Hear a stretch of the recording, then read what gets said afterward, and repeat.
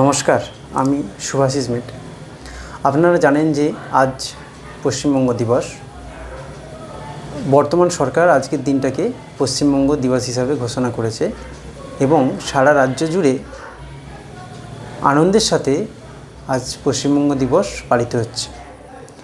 কিন্তু কেন এই সরকার আজকের দিনটাকে পশ্চিমবঙ্গ দিবস হিসাবে সরকারিভাবে ঘোষণা করলো? বিগত সরকার পয়লা বৈশাখ পশ্চিমবঙ্গ দিবস হিসাবে পালন করত, নতুন সরকার এসেই সেটা পরিবর্তন করে দিল। কেনই বা করলো? এর পিছনে একটা ইতিহাস আছে, সেই ইতিহাসটা আমাদের জেনে রাখা দরকার। কী ইতিহাস? না, 1935 সালে ব্রিটিশ সরকার ভারত শাসন আইন নামে একটি আইন চালু করে, যে আইনে ভারতের প্রদেশগুলোকে পূর্ণাঙ্গ স্বায়ত্তশাসন দেওয়া হয়। সেই মোতাবেক 1937 সালে প্রতিটা প্রদেশে নির্বাচন অনুষ্ঠিত হয়। সাথে সাথে আমাদের বঙ্গীয় আইনসভা, সেখানেও নির্বাচন হয়। আমাদের বঙ্গীয় আইনসভার জন্য 250টি আসন ছিল।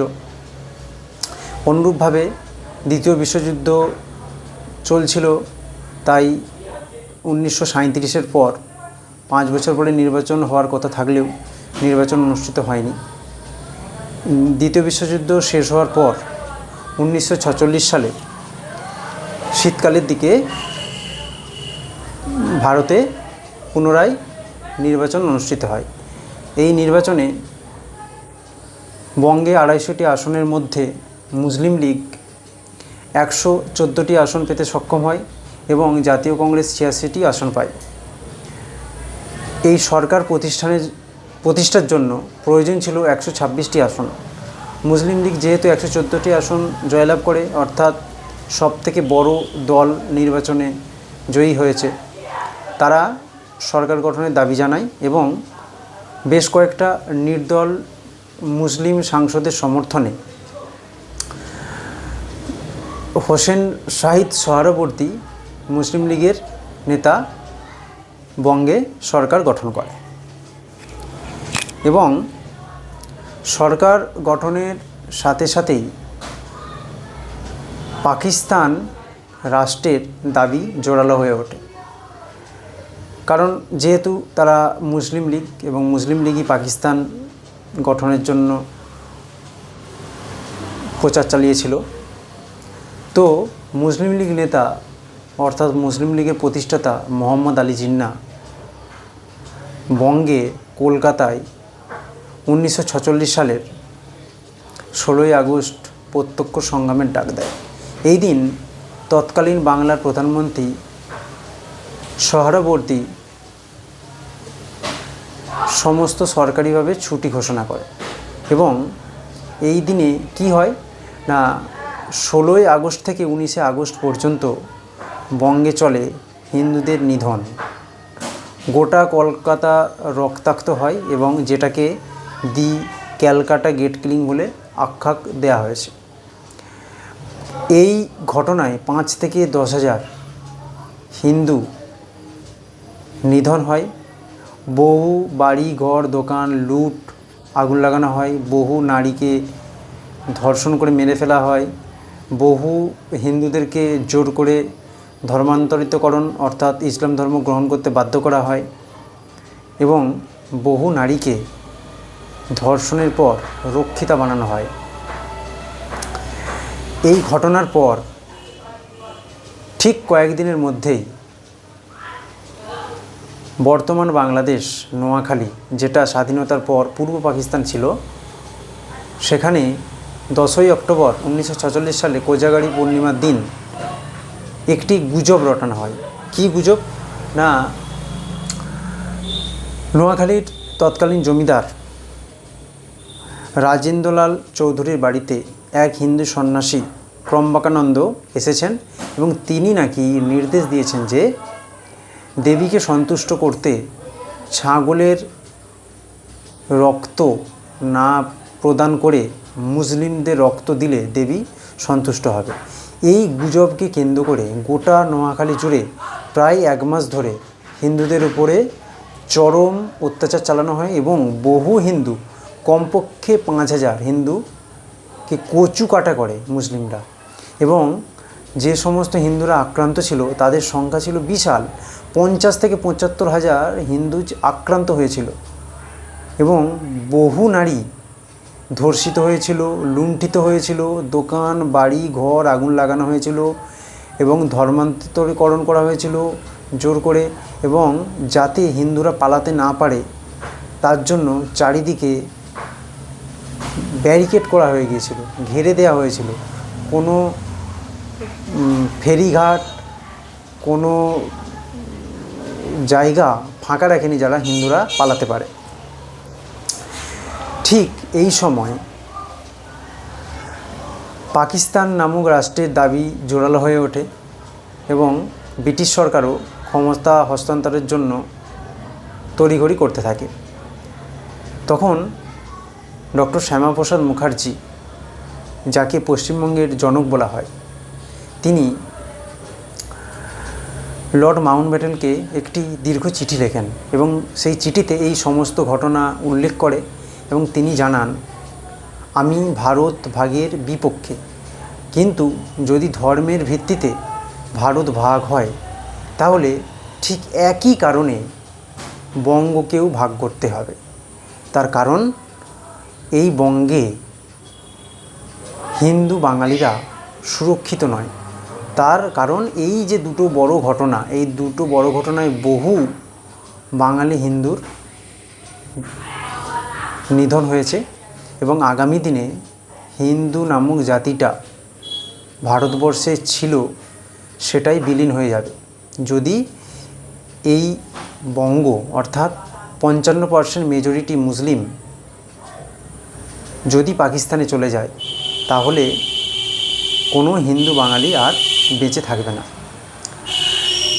তার এই দাবিকে হিন্দুদের মধ্যেও জোরালো করার জন্য 1947 সালের 4 এপ্রিল তারকেশ্বরে হিন্দু মহাসভার একটি জনসভায় তিনি বক্তব্য রাখেন এবং এই প্রস্তাবের কথা প্রথম প্রকাশ্যে আনেন। এই পশ্চিমবঙ্গ সৃষ্টির জন্য হিন্দু মহাসভা সহ কংগ্রেস নেতারা শ্যামাপ্রসাদ মুখার্জিকে সমর্থন করে এবং এই পশ্চিমবঙ্গ সৃষ্টির সমর্থনে প্রায় গোটা বঙ্গে 76টা জনসভা অনুষ্ঠিত হয় এবং হিন্দুরাও চাইতো যে তারা আলাদা একটা রাজ্য চায়।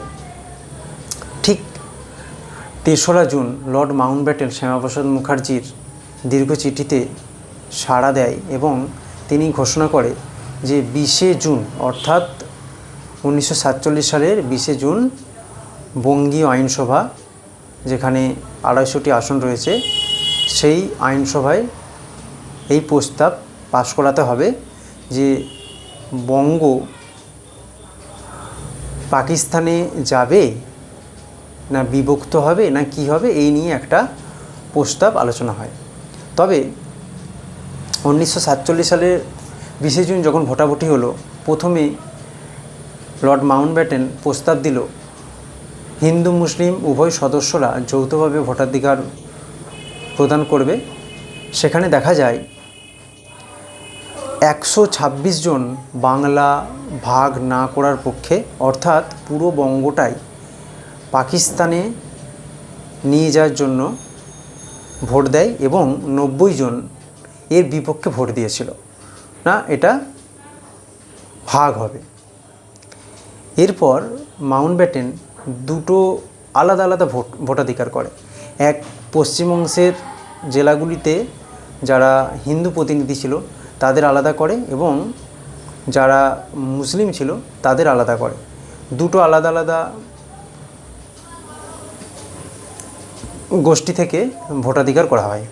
প্রথমে সংখ্যাগরিষ্ঠ মুসলিমদের ভোট নেওয়া হয়। সেখানে প্রস্তাব দেওয়া হয় বাংলা বিভক্ত হবে কি না। সেই প্রস্তাবের ফলাফল দেখা যায় 106 জন সদস্য বাংলা ভাগ না করে পাকিস্তানে যোগদানের পক্ষে ভোট দেয় এবং 35 জন সদস্য বাংলা ভাগের পক্ষে ভোট দেয়।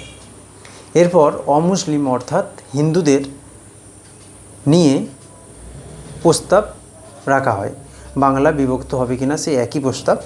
এর ফলাফল আসে 58 জন সদস্য বাংলা ভাগের পক্ষে ভোট দেয়, অর্থাৎ ভারতের অংশ হিসাবে থাকতে চায়, এবং অপরদিকে 21 জন এর বিপক্ষে অর্থাৎ বাংলা ভাগের বিপক্ষে ভোট দেয়। মাউন্টব্যাটেন এই ভোটাভুটির আগে জানিয়েছিল, যদি কোনো একটা অংশ বাংলা ভাগের পক্ষে রায় দেয় তাহলে প্রদেশটি অবিলম্বে ভাগ করা হবে, এবং তাই 58-21 ভোটে বাংলা ভাগ হয় আজকের দিন অর্থাৎ 1947 সালে। সেই কারণেই আজকের দিনটা 20শে জুন বিশেষ তাৎপর্যপূর্ণ রয়েছে।